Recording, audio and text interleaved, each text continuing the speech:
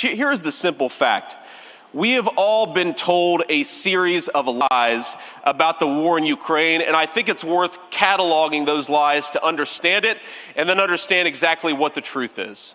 So let's talk about those lies. Let's just go through them one by one. Lie number one: the Ukraine war is a fight for democracy. We all like democracy, right? Of course, we think the people should be able to choose their leaders. And yet, just a couple of months ago, the head of Ukraine canceled their next presidential election. How can you be fighting for democracy when the country that we're supporting is refusing to hold a presidential election? That doesn't make an ounce of sense, ladies and gentlemen, and it's ridiculous that none of our leaders have called it out. Lie number two: Ukraine is a fight for human rights and for America's moral leadership. And what did Joe Biden do just a couple of weeks ago? Decided to send the Ukrainians cluster bombs, munitions that are illegal in almost 100 countries across the world. We're sending them there. It's going to lead to the death of innocent people from both Russia and Ukraine. That's not an enforcement of America's moral leadership. That is an abdication of America's moral leadership. It's shameful for Joe Biden, and it's shameful for the Republicans who support it. Now here's lie number three. I hear this all the time. It's the most important lie because it's the thing that distracts us from the most important threat we face as a country, which is China.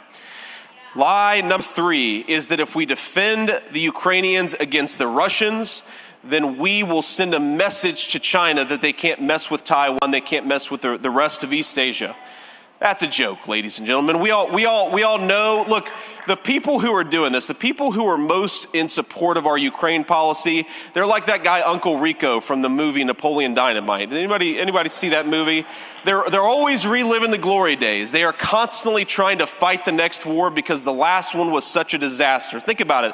These people have never fought a war that hasn't went badly for this country.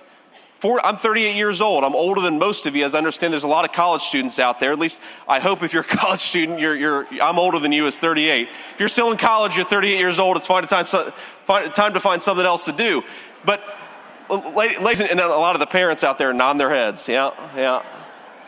But ladies and gentlemen, the President of the United States, Joe Biden, said just a couple of weeks ago that we are sending so much of our munitions, so many of our bullets to the Ukrainians.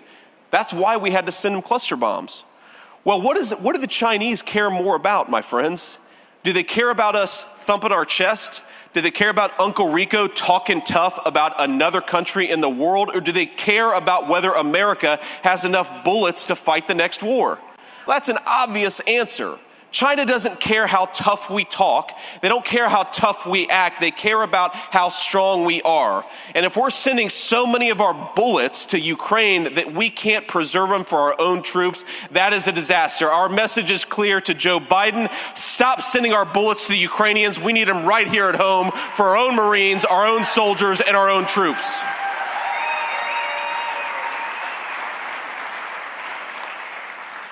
Now, here's the crazy thing about this. I was thinking about, I'm 38 years old. I served in the Marine Corps. I enlisted in the United States Marine Corps. God bless you. Semper Fi.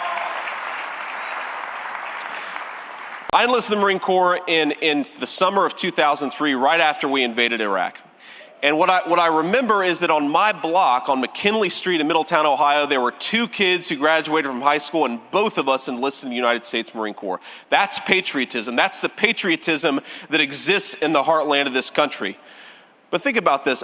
Every single war that we have fought since I have been alive, every single war that I can remember, we are the world's largest Christian nation, the largest majority Christian nation in the entire world.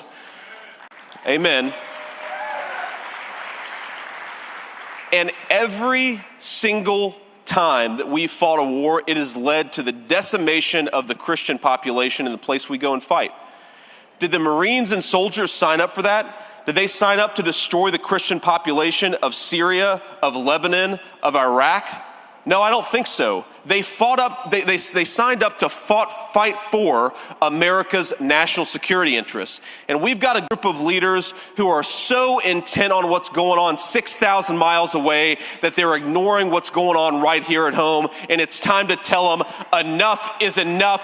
Focus on your own damn country, build your own country, and that's how we deter America's enemies in the future. Now, I just gave you a few of the lies that dominate what we're talking about when the media and the establishment are so obsessed with this Ukraine war. Well, let's talk about the truth.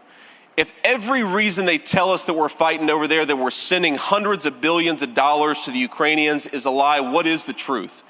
And the truth is simple. There are two reasons why we're really fighting in Ukraine, why we're sending so much money, and God forbid, we're right up to the point where we might find ourselves sending American troops to Eastern Europe.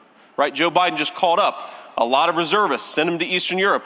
God knows what for. I hope not to send our sons and daughters in Ukraine. But why are we doing it? And the simple answer is we're doing it because our leadership wants to distract from the fact that they are turning us into a third world country. Look at the crime statistics in our biggest cities. I serve in the United States Senate in Washington, D.C. We had a staffer of Rand Paul's get stabbed a couple of months ago walking down the street in broad daylight. This is what they're doing to America's cities. You know what the life expectancy is for a middle-class person in America compared to a middle-class person in Western Europe right now? 12 years lower. We have the best healthcare in the system in the world, at least we used to, and now we have people living 12 years longer in other countries than in the United States of America. Why aren't we focused on that? Why aren't we focused on the leadership failure that got us here? Why aren't we focused on the open southern border that's allowing the cartels to kill our people? Why aren't we focused on the fact that we send our manufacturing to China? We're not focused on it because the media has got this shiny object over here. Look at Ukraine, everybody. Don't look at the fact that they have failed in their leadership of this country for a generation. Well, we're not going to be distracted. We're looking at exactly what they've done, exactly what they've failed to do, and we're not going to let them forget it.